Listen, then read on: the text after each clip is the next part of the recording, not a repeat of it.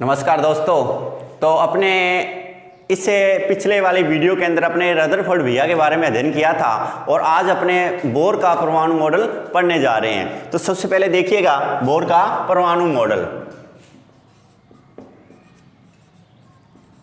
Bore का परमाणु model. तो बाकी जो वैज्ञानिक आए थे ना, उन्होंने क्या किया, एक ही साथ एक ही मॉडल में सभी तत्वों का नियम लगाने की कोशिश की थी। और इसने सबसे पहले क्या किया, इस बोर ने सबसे पहले हाइड्रोजन पर एक niयम दिया। यानी सबसे पहले अपनी बात करेंगे सर्वप्रथम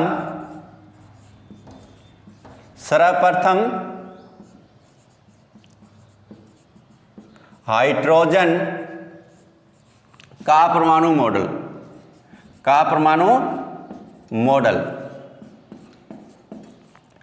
तो सबसे पहले इसने क्या किया, सबसे पहले इसने हाइड्रोजन पर एक परमाणु मॉडल बनाया था। किस पर बनाया था? हाइड्रोजन पर परमाणु मॉडल।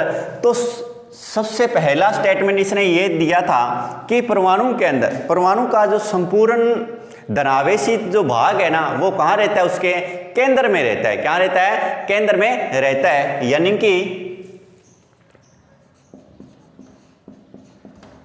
परमाणु का संपूर्ण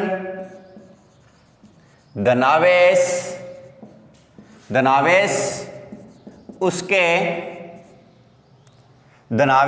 उसके नाभिक में केंद्रित रहता है,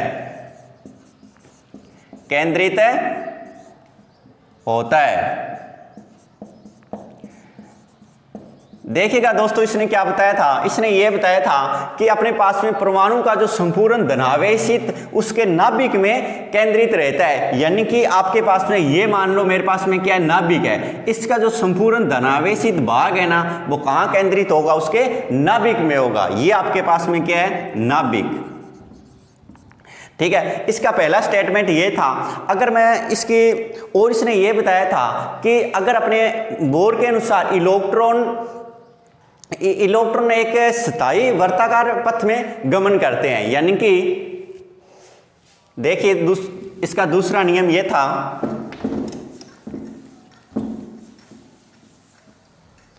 अगर मैं 2 नंबर की बात करूं तो सबसे पहले देखिएगा बोर के अनुसार नाभिक के चारों ओर, यानी कि बोर के अनुसार नाभिक के चारों ओर स्थायी वर्ताकार पथ में चक्कर लगाते हैं। यानी दोस्तों मैंने क्या लिखा है? बोर के अनुसार इलेक्ट्रॉन नाभिक के चारों ओर स्थायी वर्ताकार पथ में चक्कर लगाते हैं। देखो, वर्ताकार कक्ष के अंदर चक्कर लगाते हैं, ये बात तो रदरफोर्ड ने भी बोली थी, परंतु उसने इस स्थायी का नाम नहीं लिया था। परंतु बोर ने क्या बताया था? इलेक्ट्रॉन उन्हीं कक्षा में बोर के अनुसार इलेक्ट्रॉन नाभिक के, यानी कि जो नाभिक है उसके चारों ओर एक स्थायी वर्ताकार पथ में चक्कर लगाते हैं। यानी कि एक स्थायी वर्ताकार पथ में क्या लगाते हैं? चक्कर लगाते हैं। अब उन्हीं अगर मैं 3 नंबर की बात करूं तो अपने पास में उन जो स्थायी जो वर्ताकार जो कक्ष थे ना, जो चक्कर थे, उसको अपने एक ऊर्जा स्तर बोला गया। क्या बोला गया? ऊर्जा स्तर, या इसको कोश बोल सकते हैं, या इसको कक्षा बोला जा सकता है। यानी कि दोस्तों देखिए, इन स्थायी वर्ताकार चक्रों को ऊर्जा स्तर, एक तो ध्यान रखना ऊर्जा स्तर, या इसको क्या बोला गया? कक्षा, या अथवा कोश कहा जाता है। यानी कि आपके पास में देखिए दोस्तों, अब इन जो सतही वर्ताकार जो चक्कर थे उसको क्या नाम दिया था उसने? ऊर्जा स्तर या फिर कक्षा या फिर कोष कहा जाता है। इसको क्या बोला जाता है? इसको बोला जाता है ऊर्जा स्तर, या इसको बोला जा सकता है कोष, या इसको बोला जा सकता है कक्षा। अब देखिए अपने पास में इन ऊर्जा स्तरों को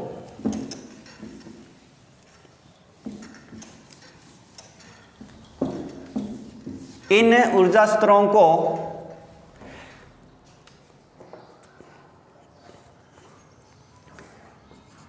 इन ऊर्जा स्तर को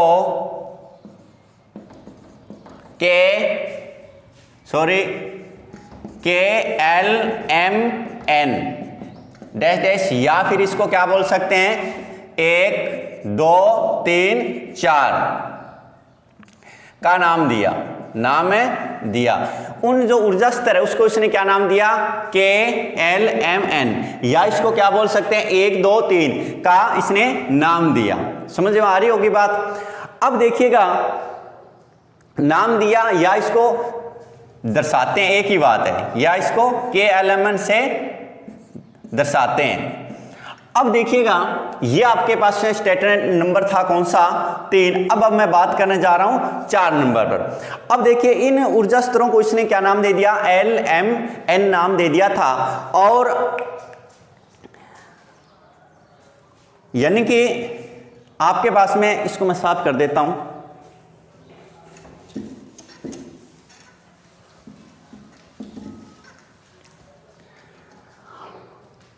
यानी ये मेरे पास में क्या है? नाभिक है। इसको नाम दे दिया KLM और इसको नाम दे दिया N।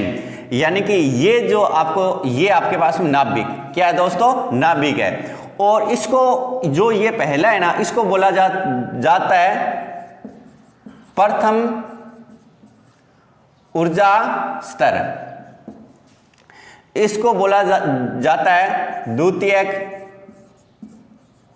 ऊर्जा स्तर, और इसको क्या बोल सकते हैं? तृतीय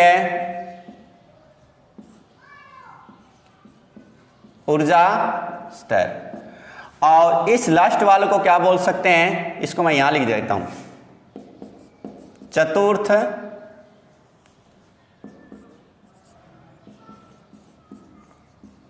ऊर्जा स्तर बोल सकते हैं। ठीक है दोस्तों, तो आपके पास में इसने इनको जो अपने पास में इन पद थे उनको क्या नाम दिया था? LMN से दर्शाते हैं। और सबसे पहला होगा उसको प्रथम, द्वितीय वर्ग और तृतीय और चतुर्थ वर्ग बोला जाता है। अब देखिए आगे,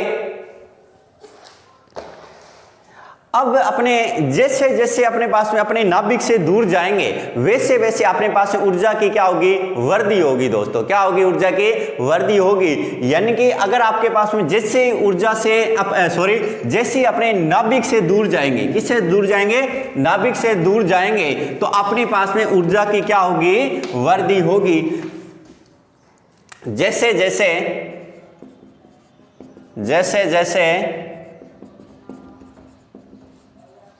नाभिक से दूर जाएंगे वैसे वैसे ऊर्जा की वृद्धि होगी। क्या होगी दोस्तों? वृद्धि होगी। जैसे जैसे अपने नाभिक से दूर चलते जाएंगे वैसे वैसे अपने पास में ऊर्जा की क्या होगी दोस्तों? वृद्धि होगी। अब देखिए आगे, अर्थात अपने पास में सबसे कम ऊर्जा स्तर वाला है ना, वो अपने पास में क्या है? K है। यानी कि अगर मैं बात करूं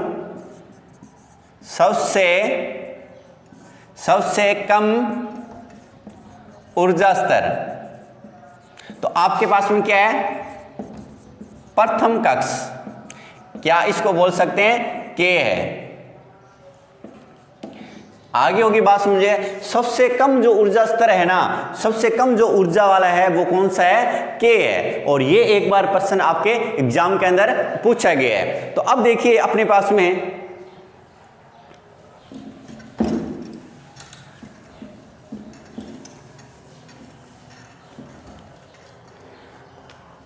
ये आपके पास में क्या है, नाभिक है। क्या है दोस्तों, नाभिक। इस नाभिक के अंदर ये मान लेता हूं इलेक्ट्रॉन है। ये आपके पास में क्या है, निम्न ऊर्जा स्तर। क्या है, निम्न ऊर्जा स्तर। और ये आपके पास में क्या है, उच्च ऊर्जा स्तर। दोस्तों मेरे कहने का मतलब ये है कि अगर आपके पास में इलेक्ट्रॉन इस निम्न ऊर्जा स्तर में उपस्थित है, अगर यहां से इसमें क्या दे दी जाए, ऊर्जा दे दी जाए, तो निम्न से ये कहां जाएगा, उच्च की ओर आ जाएगा। निम्न से कहां जाएगा, उच्च की ओर आ जाएगा। यानी कि अगर आपके पास में निम्न ऊर्जा स्तर के अंदर अगर कोई इलेक्ट्रॉन है, अगर उसके अंदर ऊर्जा का अवशोषण कर दिया जाए, क्या कर दिया जाए, अवशोषण कर दिया जाए, तो वो निम्न से कहां जाएगा, उच्च की ओर आ जाएगा। यानी कि आपके पास में जब निम्न ऊर्जा स्तर में उपस्थित इलेक्ट्रॉन को ऊर्जा दी जाती, ऊर्जा का अवशोषण किया जाता है, तो वो क्या कहां जाता है, उच्च ऊर्जा स्तर में आ जाता है। यानी कि देखिएगा, जब निम्न ऊर्जा स्तर में उपस्थित इलेक्ट्रॉन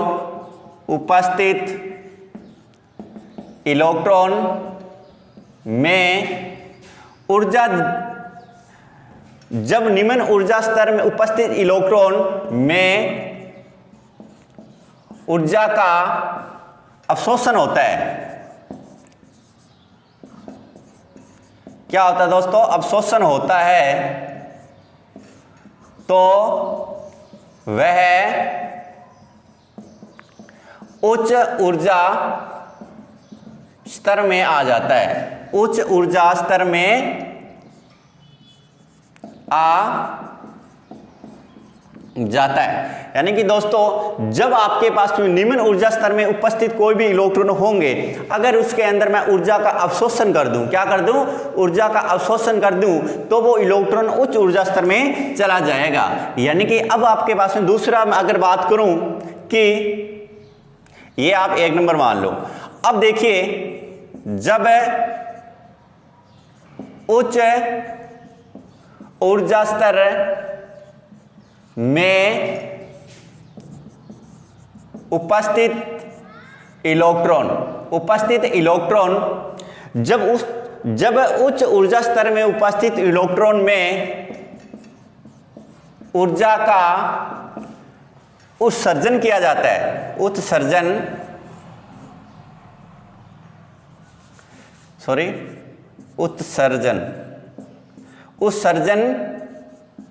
किया जाता है, तो वह निम्न ऊर्जा स्तर में आ जाता है। यानी कि अगर आपके पास में उच्च ऊर्जा स्तर में कोई इलेक्ट्रॉन है, अगर मैं उसमें ऊर्जा का उत्सर्जन कर दूं, यानी कि मैं त्याग दूं, तो आपके पास में वो कहां जाएगा, निम्न ऊर्जा स्तर में इलेक्ट्रॉन पहुंच जाएगा। अब देखिए आगे इसी प्रकार अपनी बात करते हैं। तो देखिएगा, अब जो बोर के अनुसार अधिकतम इलेक्ट्रॉन की संख्या की बात कर रहे हैं अपने, इसको आप अच्छे से समझने की कोशिश करना, क्योंकि इसमें से कोई भी कंपटीशन एग्जाम हो, इसमें से एक क्वेश्चन 100% देखने को मिल जाता है। जहां अपने पास में साइंस की बात करें तो अब देखिए भी, बोर के अनुसार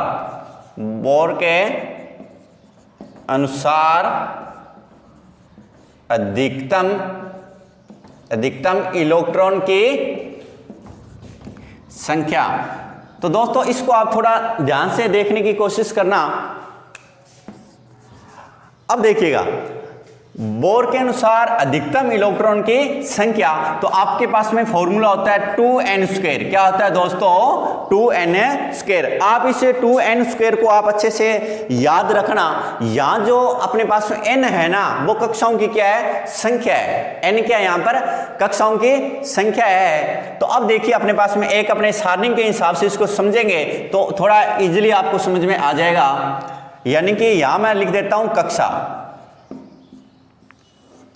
यहां लिख देता हूं अपने पास में कक्षा, यहां आ जाएगी अपने पास में इलेक्ट्रॉन की संख्या, इलेक्ट्रॉन की संख्या यहां लिख देते हैं अधिकतम इलेक्ट्रॉन की संख्या। यानी कि आपने इसके 3 खाने बना दिए। एक में क्या लिख दिया मैंने? कक्षा। और एक या आप इलेक्ट्रॉन की संख्या ना लिखो, यहां पर लिख दो n, कक्षों की संख्या। यहां आ जाएगा n आपके पास में। n यहां पर क्या है? कक्षाओं की संख्या है दोस्तों। क्या है? कक्षाओं की संख्या है। तो अपने पास में कक्षा आ गई, n आ गया, और अपने पास में अधिकतम इलेक्ट्रॉन की संख्या। अब देखिए अधिकतम इलेक्ट्रॉन की संख्या, या आप इसके सामने ये फॉर्मूला लिख दो 2n²। अब देखिए अगर मेरे पास में मैं k की बात करूं, किसकी बात करूं? k की। तो k के अंदर इलेक्ट्रॉन की संख्या कितनी होती है? 1 होती है। क्या होती है? 1 होती है। अगर आपको यह पूछ लिया जाए कि k कक्ष के अंदर अधिकतम इलेक्ट्रॉन की संख्या ज्ञात करो, तो आपके पास में फॉर्मूला क्या रहेगा? वो फॉर्मूला रहेगा 2n²। क्या रहेगा? 2n² रहेगा। यानी कि आपके पास में आ जाएगा 2। ठीक है। अब देखो n यहां पर क्या है? n का मतलब ये है कक्षाओं की संख्या। किसकी? कक्षाओं की संख्या। यानी कि आपके पास में 1 आ जाएगा। अब देखो n का मान मेरे पास में 1 दे रखा है, तो इनटू में 1 की क्या कर दूंगा? स्क्वायर। 2 इंटू 1 स्क्वायर 1, 2 एकम में 2। यानी कि आपके पास में अगर मैं k कक्ष की बात करूं, उसके अंदर अधिकतम इलेक्ट्रॉन की संख्या कितनी होती है दोस्तों? 2 होती है। कितनी होती है? 2 होती है। अब देखिए अगर मैं k L के अंदर अपने पास में कक्षाओं की संख्या कितनी होती है? 2 होती है। कितनी होती है? 2 होती है। तो इसके अंदर फॉर्मूला फिट कर दो, यानी कि 2 इंटू 2 की स्क्वायर, और ये आ जाएगा 2 की स्क्वायर 4, और 4 दूना 8। यानी कि आपके पास में L कक्ष के अंदर अधिकतम इलेक्ट्रॉन की संख्या कितनी निकल के आ जाएगी? 8 निकल के आ जाएगी। इसी प्रकार के L, उसके बाद में बात करता हूं M। किसकी बात कर रहा हूं? M की। तो M के अंदर देखिएगा इसके अंदर इलेक्ट्रॉन की संख्या होती है, कक्षाओं की संख्या होती है 3। यानी कि आपके पास है 2 इंटू n। क्या? n की वैल्यू क्या दे रखी है आपके पास में? 3 दे रखी है। यानी अपने कर देंगे 3 की स्क्वायर। 2 इंटू 3 की स्क्वायर है 9, 9 दूना 18। अगर मैं m कक्ष की बात करूं, इसके अंदर अधिकतम इलेक्ट्रॉन की संख्या कितनी होती है? 18 होती है। कितनी होती है दोस्तों? 18 होती है। इसी प्रकार n की बात करूं, किसकी बात करूं?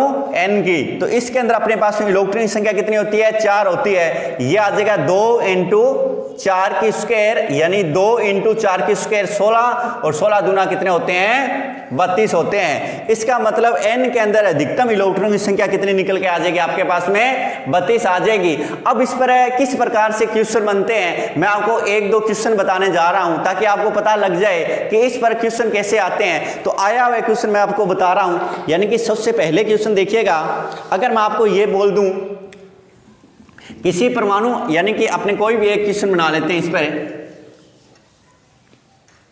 अब देखिए दोस्तों,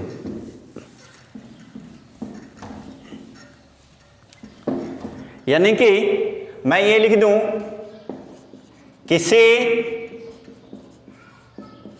परमाणु में L कक्षा में अधिकतम इलेक्ट्रॉन की संख्या।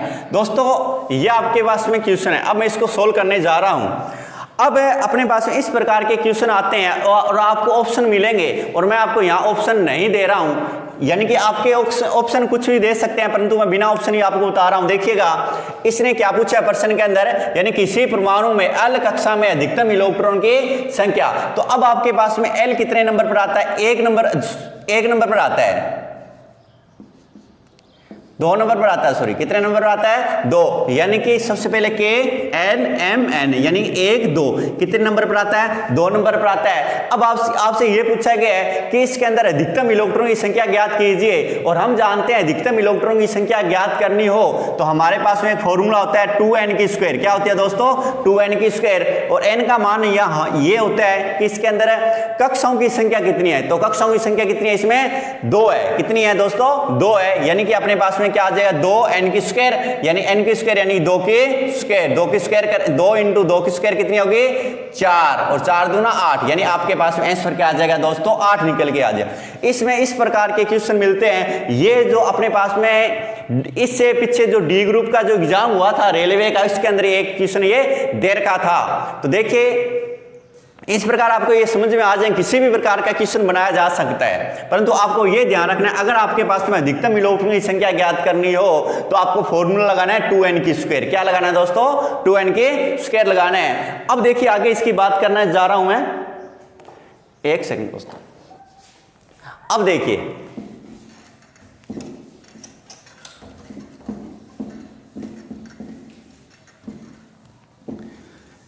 अगर मैं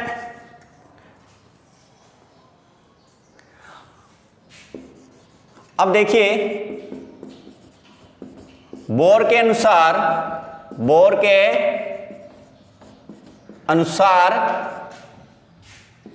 इलेक्ट्रॉन